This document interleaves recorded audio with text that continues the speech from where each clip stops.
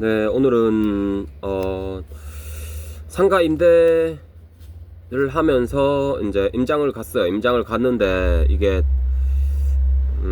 어떤 것들을 주로 살펴봐야 하는지 그런 것들에 대해서 말씀드리려고 합니다. 이게 뭐 물론 상가마다 이게 좀 봐야 될 것들이 다르긴 한데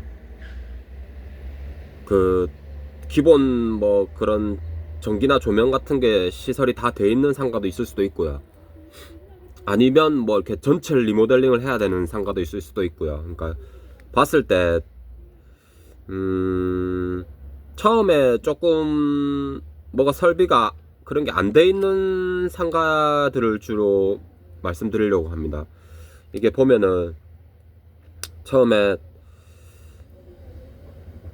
들어가면은 그러니까 임차인들이 보통 상가를 보러 갔을 때 이게 뭐라 해야 될까? 그러니까 전체적인 분위기를 먼저 봅니다. 그러니까 뭐 무슨 이게 뭐 몇 평인지 아니면 뭐 바닥이나 뭐 이렇게 벽이나 천장 뭐 이렇게 상태 이런 걸 다 보는데 이렇게 자칫하면 이렇게 놓칠 수가 있는 게 뭐냐면 설비나 전기 이런 것들 굉장히 중요한 사항인데 이런 것들을 놓칠 수가 있습니다. 이게 왜냐면은 인테리어 공사 과정 중에 제일 거의 초기 단계예요. 초기 단계에 설비나 전기들을 먼저 해놔야지 다른 뭐 조명이나 바닥, 타일, 도배 뭐 이런 것들을 진행할 수가 있어요. 뭐 물론 나는 뭐 순서에 상관없다 이것부터 하고 뭐 도배부터 하고 조명부터 하고 나중에 뭐 전기 할란다 이런 사람도 있긴 있어요. 간혹 진짜 뭐 대한민국에 뭐 한 1% 그 정도 그런 사람도 있긴 있습니다. 순서 상관없다. 근데 그거는 진짜 좀 뭐랄까 좀 바보 같은 짓입니다. 왜냐면은 전기 만약에 뭐 조명이든 뭐 콘센트든 뭐 이렇게 전기 공사를 하잖아요. 하면은 천장을 그게 개방을 합니다. 천장을 뭐 이렇게 목수분들이 자르든 뭐 이렇게 누가 담당자가 와서 그걸 천장을 재단을 해서 개방을 합니다.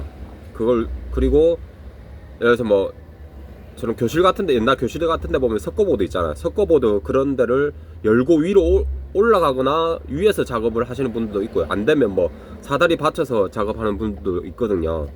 그러니까 그런 먼지나 뭐 더러운 이물질 같은 게 굉장히 많이 떨어집니다.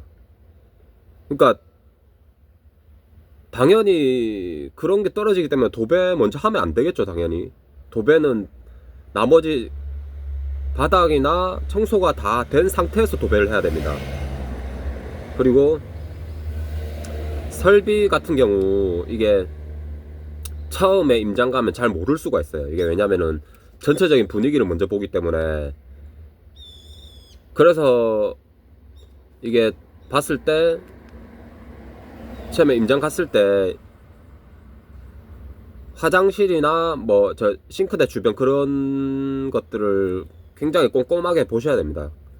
이게 아니면 뭐 내가 못 봤다 이러면 부동산이나 이렇게 그거를 다시 한 번 더 볼 수 있도록 요청을 하셔야 됩니다. 가셔가지고 봐서 이게 큰 공사가 들어가야 되는 건지, 예를 들어서 뭐 내 예산이 뭐 200~300만원 잡고 있었는데 공사 비용을 갑자기 그런 걸 놓치면 1000만원 이상 공사비가 들어갈 수도 있습니다.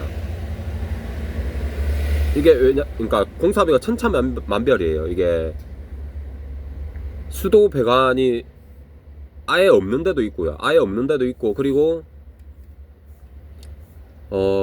화장실 같은 경우 철거를 하고 수도 배관을, 그러니까 뭐 변기, 세면대, 뭐 거울, 배관 뭐 다 이렇게 싹 다 새로 해야 되는 데도 있고요. 그리고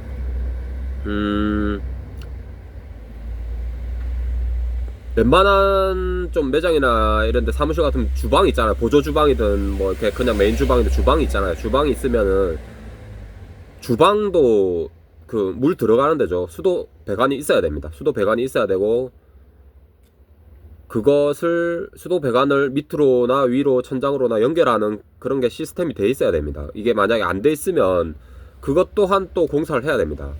그러니까 이게 이런 것들 잘 점검하시고, 그리고 전기는 웬만하면 좀 너무 낡은 그런 건물에는 하지 말라고 얘기하고 싶습니다. 그러니까 왜냐면은 제가 이렇게 임장을 다니면서 느낀 게, 너무 낡은 막 한 40년 넘은 그런 건물 있잖아요. 그런 건물에는 가보면 전기 진짜 상태가 엉망입니다. 이게 가보면 거의 뭐 이게 전쟁터인가 싶습니다. 이게 너무 엉망이어가지고, 그래가지고 이게 가면은, 그러니까 하루 이틀 공사해가지고 될 양이 아니에요. 양 자체가, 공사 분량이. 가서 보면은 이게, 그러니까 우리가 예를 들어서 뭐 매장을 오픈한다 그러면은 공사 비용을 최대한 아껴야 될 거 아니에요.